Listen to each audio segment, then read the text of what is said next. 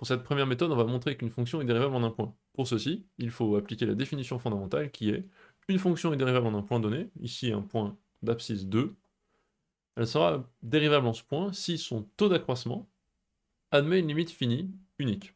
Donc qu'est-ce qu'on fait? On prend pour la fonction h l'expression du taux d'accroissement au point 2, donc c'est le taux ici, h de x moins h de 2 sur x moins 2, et on regarde ce que ça vaut.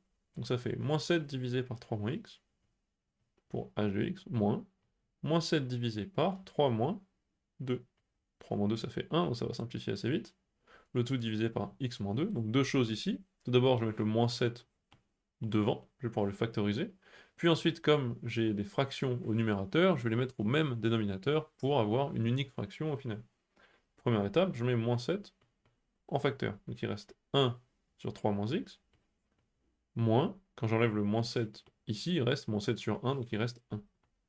Le tout sur x moins 2. Bon, je vais gérer ce qui est ici en mettant tout au même dénominateur. Donc ça fait moins 7. D'ailleurs, je vais clarifier un petit peu l'expression en mettant le x moins 2 ici. Moins 7 sur x moins 2. Oups. Fois 1 sur 3 moins x, moins, 1 c'est 3 moins x, sur 3 moins x. Et donc, ça me fait moins 7 sur x moins 2, fois 1 moins 3 moins x, 1 moins 3 moins 2, moins x plus x, fois x moins 2, sur 3 moins x. Oups. Là, j'ai de la chance, parce que je me rends compte, les choses sont bien faites de toute façon, parce que si la fonction est dérivable, en général, l'expression va s'arranger. Ici, je vois que x-2 et x-2 vont pouvoir se simplifier. J'obtiens une expression simplifiée du taux d'accroissement de la fonction h autour du point 2, qui est moins 7 sur 3 moins x.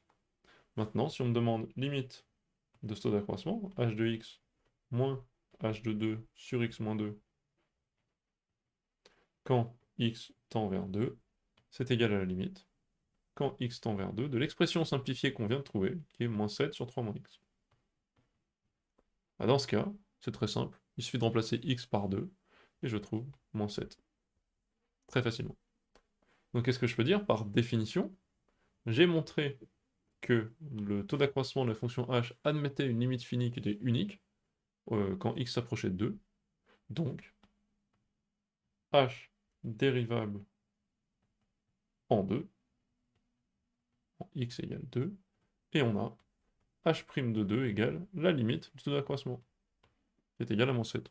Voilà comment il faut conduire ce genre de calcul. C'est toujours un peu la même chose, et il faut bien le faire étape par étape. Je vous conseille de le faire en deux temps, c'est-à-dire d'écrire, de simplifier d'abord l'expression du taux d'accroissement, puis de prendre la limite. Tout simplement parce que si vous commencez à mettre la limite ici, vous allez recopier limite beaucoup de fois. Ça fait beaucoup de choses à recopier, ça fait une occasion de plus d'oublier de recopier quelque chose, donc autant simplifier l'expression, puis prendre la limite en dernier, pour limiter les potentielles erreurs, les potentiels oublis. Sur ce, je vous dis à la prochaine, posez-moi des questions si vous en avez dans les commentaires, et je vous retrouve pour une prochaine vidéo.